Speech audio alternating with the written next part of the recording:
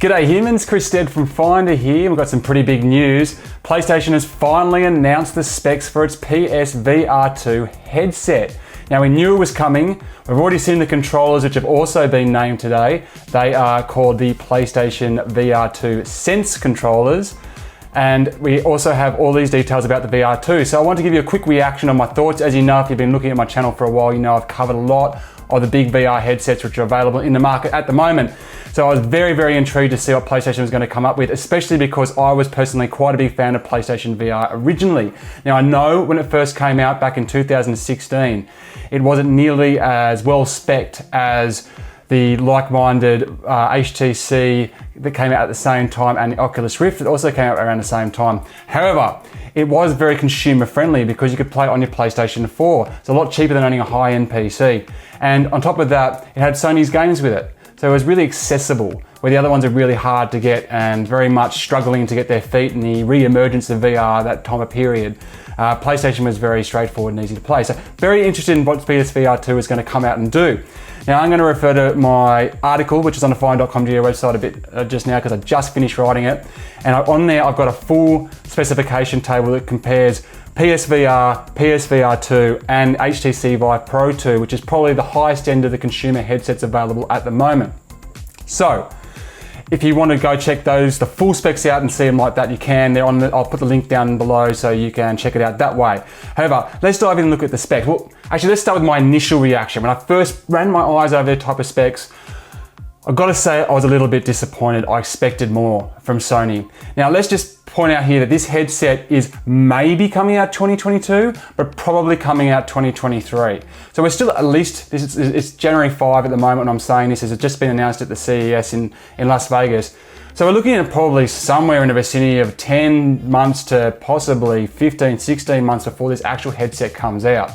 Now, over that period, we're expecting to possibly see, if not get our hands on, at least know the specs for things like the Valve Index 2, possibly a Vive Pro 3.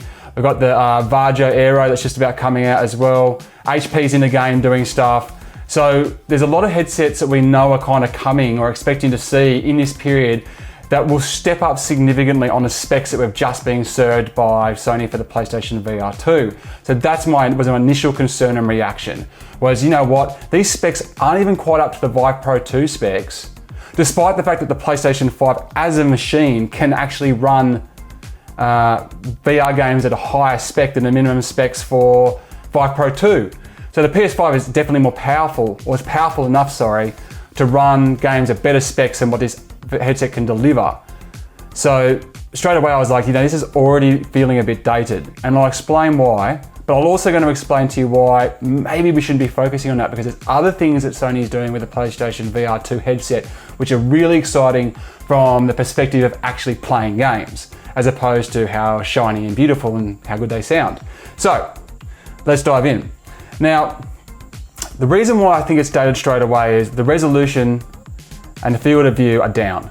So the resolution is 2000 by 2040 pixels, which is effectively 2K and 2K for the two eyes. Now, Sony is doing what others before it have done and calling it a 4K resolution. It's not, it's 2K and 2K, one for each eye. So you're seeing the image twice, you're not seeing the whole image as 4K. So that's a bit misleading. However, it doesn't matter, because when you compare it to the Vive Pro 2, that offers 2.5K by 2.5K, and it came out in mid 2021. And we've also got like the Varjo Aero, which is 2.8K. So at 2K per eye, it's already really down on its resolution. It's certainly a big step up from the PlayStation 1, which was effectively 1K, but the resolution is still down what we've already seen mid last year, let alone what we're going to see in 12 plus months from now.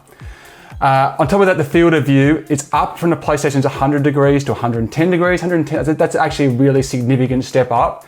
Like that, it's only 10 degrees, but that's big in terms of your field of view. But the Vive Pro 2, again, that's at a 120 already. So what are we going to see moving forward? You know, we don't know, but so already that's feeling a little bit dated. On top of that, we're looking at it's still being tethered. So it's using just USB-C this time. So the USB-C is a single cable. It's going to go from the headset down to your PlayStation 5 console. However, the PlayStation 5 is Wi-Fi 6 enabled, and we're expecting to see this kind of Wi-Fi 6E dawn coming for headsets, which are going to allow these headsets to actually deliver high-res VR gaming wirelessly. So the fact that the PlayStation VR2 is not going that way, despite the PlayStation VR being in a place where it can, is a bit unfortunate, especially because Sony's got foveated rendering happening. Now that's a really good thing, but part of what it does is it takes the load off the rendering process. So therefore, it further allows for a wireless environment. So while it's great that it's far less tethered, if that makes sense, than the original PlayStation was, which had cables going everywhere, and even less so tethered than the Vive Pro 2, it's still tethered. So that's probably going to start feeling dated quite quick, because we're expecting by 2023 and beyond that we're going to be playing, VR games at this resolution, but we're going to be playing it wirelessly. So that's a concern. But maybe that's something that can be adapted in the future. Maybe Sony can cut the cord at some point and provide some sort of adapter, which is what we have seen with the likes of the Vive Pro 2. So that could happen in the future. But that's another aspect of it which I thought was, well, that could potentially date this headset before it's even come out. And it's something to consider. It also doesn't have headsets inbuilt into the headset itself. Sorry, headphones. Audio is not inbuilt. You need to connect your own headphones via a jack, which is what we saw in the PlayStation VR1, but it's not what we see in most of the high-end VR headsets. So you're not going to see that in your Vive Pro 2 or your Valve Index or these bad boys. In fact, they've got pretty damn good sound, even though it's not going to be as good as getting a kick-ass pair of, like the Pulse 3D, is that the headset name for Sony?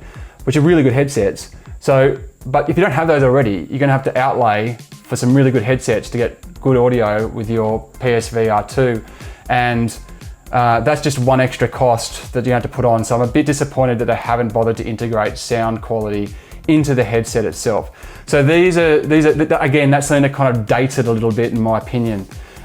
Refresh rate, interesting. It's gone further. It's been advertised as 90/120 Hertz, which is what it was on the PlayStation VR1. It's also what it is on the Vive Pro 2. So a bit of a muchness there. But the concern I have is, why is it 90/120 Hertz? So for example, with Vive Pro 2, when it advertises that, what they're basically saying is if you use it in wireless mode, you're only getting 90. So is that preempting the fact that PSVR2 will have a wireless opportunity and it will be 90? Or is it more about what the PSVR1 did, which was where it basically said that 90 Hertz would work, 90 Hertz games would work at 90 Hertz. It wouldn't try and upscale or to do anything funny. But that 120 Hertz will work at 120 Hertz. The good news is that because it's PlayStation 5 and we're most predominantly playing PlayStation 5 games on this, we should be seeing much more games hitting that 120 Hertz ceiling than we did with the previous PSVR1 headset. Now, what is good though is that the screen is keeping the OLED screens, and those screens will be HDR enabled as well. So that's really cool. That's a step up from the LCDs that we do see on the Vive Pro 2, but the OLED was on the PS1, obviously PSVR1. So obviously we can expect better screens this time around, but there's still OLED, so that's just keeping up to form. But a win for gamers, in my opinion. And this time around, it's got actually the IDP adjuster on it. It hasn't said what the adjustable range is. It's 57 to 73 millimeters, 72 millimeters, I think, on the Vive Pro 2. But it will be adjustable. So with the PSVR1, you could adjust it manually, but it was a pain in the butt and it wasn't organic. This time it'll be more organic, so that's a step up at least as well. But overall, when you're looking at just the raw specs of the experience, my concern out of the gate is that it's going to be outdated before it even lands. But as I'll go on to in a bit, it's not all bad news, because that could be a good price. Could be a good price by the time it comes out. Okay, now I've stuck the boot in a little bit when I've referred to the technical specs as being a bit outdated. That's about it being shiny and up to the highest standard, the top dog style VR headset. But really we're here to play games, right? It's all about the video games. And when you look at the actual gameplay experience, there's some of the technical features that have been announced for the PSVR2 headset are really, really, really killer. Now, first off, I forgot to mention this before, but it's using inside-out tracking, which means it's going to have 4 cameras on the headset, and that's what's going to track you and move you around in space. So you're not going to have to go through that laborious setup of base stations and all that type of stuff and room scale that you set up with the Vive Pro 2 when it's using the Steam VR system and the base station and so forth. So you don't even need a PlayStation Eye camera this time. So it's just literally, you put it on, you play it kind of like an Oculus Quest. However, it's tethered, not like an Oculus Quest. So, but that's obviously going to give you a lot more, I guess, it's going to allow you to use it in a lot tighter spaces than you might be able to with some of the other higher end VR headsets. So that's good for gamers because that means you can play it in your lounge room or you can play it in your bedroom a lot easier than you would have otherwise. But even cooler, it's going to have eye tracking. So that means that it can look at it knows where your eyes are looking. And this can become a really, really, really sick part of gameplay if used by developers properly. It'll allow, for example, you to be looking around a level like this, and if you spot something for a jump scare to come out, or for you to unlock a clue, or spot a special marking on a wall or something in Uncharted. So as long as developers use it in exciting ways, that's actually really, really cool. Very happy they've got it involved. One other thing that was a bit of a left field thing I didn't really think was coming, like I knew that the Sense controller, the PlayStation VR2 Sense controller, we already knew that was going to have all the adoptions of the DualSense. So it was going to have haptic feedback, it was going to have finger tracking, it was going to have the adaptive triggers, all that kind of really cool stuff. They're going to be in the actual controllers. But there's going to be some sort of feedback. They didn't use the word haptic feedback, but there's going to be some sort of feedback in the headset itself. Now this is really, really interesting. So what they're saying is that like if you get in a car, for example, and you drive, you're going to feel a sensation of like, woo, like it's going to feel like you're getting thrown back. They also described like things that come near the character's head, kind of, brushing you and you're feeling it on one side, that type of thing, like bullets whizzing past, things like that. So the way that that's integrated could be really, really, really exciting. I'm very interested to see how that goes. And again, this is potentially where Sony is prioritizing the game experience over having the great big technical might that we see in some of the other headsets. So when you add those things to the actual DualSense controller and also the 3D Audio Tempest engine, once you've bought the other headsets to put on, then you're looking at possibly a really, really immersive gaming experience, even if it falls short of some of the other headset tech that's out there in terms of raw specifications at the time that it finally comes out. And in fact, they announced a new Horizon game focused on VR that will hopefully be a launch title for PSVR2.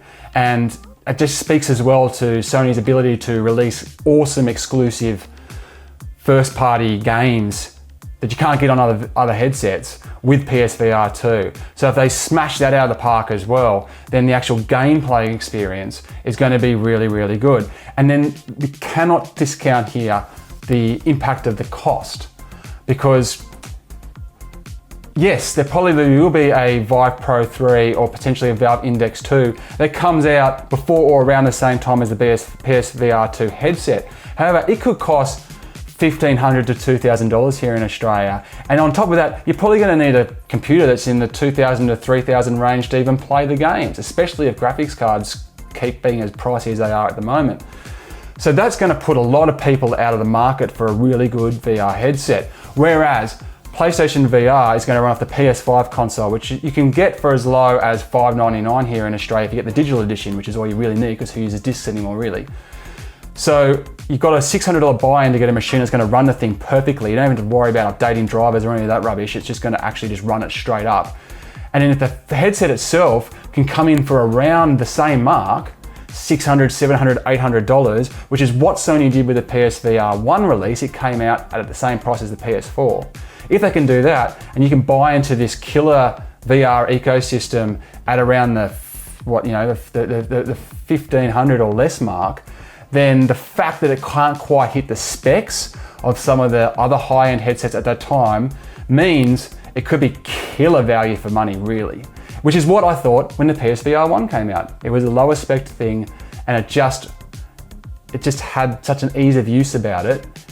It had the potential to go mainstream. So I think, yes, the PlayStation VR2 specs feel outdated out of the gate. However, what they're doing for the actual gameplay experience, the features about it for the immersion of playing the game, and the fact that I think this can be pretty competitive while still being much lower priced, entry point for gamers, means that I'm still really excited about PSVR2. I just hope that just wish it had been wireless. Anyway, that's my initial reaction, my initial thoughts about PSVR2. Obviously, I'm going to keep following it on the channel, and I'm going to keep following every other VR headset that comes out. So make sure you subscribe and check out my other videos, and head across to the fire.com.au website and look at that full list of specs, because I go into the microphones and I go into the motion controls and I go into much more than I've spoken about in this particular video. Otherwise, good fun to get VR gaming right now. It's a good time. Okay, see you guys.